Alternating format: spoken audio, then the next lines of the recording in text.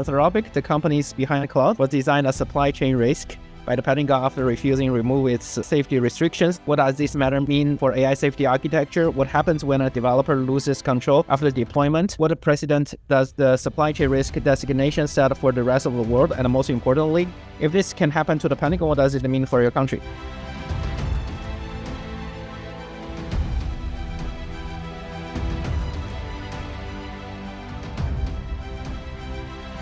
When you install Microsoft Excel or whatever, you are not owning that software. You have a license for that software, but you're not the owner. And I think this is important for AI as well. If we deploy AI, we are still the owners. It becomes a contracting issue. Because when we're talking about ethics, government can break anything. Government can say, this is what we want to do. Because if you look at even in data protection and data privacy, beyond consent, government can ask for anything at any point in time, for legitimate interest, for public interest, and for national security concerns. So that's the way government thinks. So when it comes to AI, I think it's not going to be different. As soon as you make a contract with the Department of Defense, your tool becomes a weapon automatically. So you are in the moral dilemma. Do I continue with giving them my weapon or not? In fact, the Wasena arrangement, which we can check, the Wasena arrangement, the same organization that actually classify nuclear weapon as a dual-use good technology, has also classified AI as a dual-use good technology, which means that it can be used for positive, it can be used for negative. So in that case, it means that, to be honest with you, nobody has control. That's why governance is very important. Governance should not inhibit innovation, no.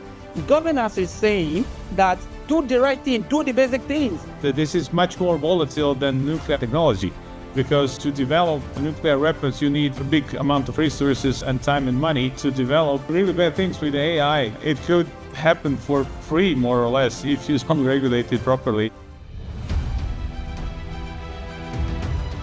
I believe it's still humans who are using or abusing the system. Who is making the decision is not the agentic AI tool. The LLM is suggesting something, but the responsibility is still with humans. Yes, it's okay for Anthropic to have their own decisions, but when it comes to decisions and policies with a high impact on society itself, it's not that easy to be able to say, no, we ain't good doing it. The concept of human in the loop is just like a buzzword. Simple because human in the loop is a passive human in the loop. The narrative, in my opinion, should shift in what now we can call human in control or human in command. We built an interdependent world. And you can look at so many of the things that we share and use and work in our everyday life. And we are interdependent on them. If they got cut off from the supplier, they would affect our countries. AI is no different in that regard right now. But the good news is that models are coming, much like how Signal was developed, that is going to allow a jurisdiction to be in control of their own data and their own keys. Yes, they could be turned off, but they won't be able to be accessed. And I think we could focus on that as a solution to what we've seen in this problem.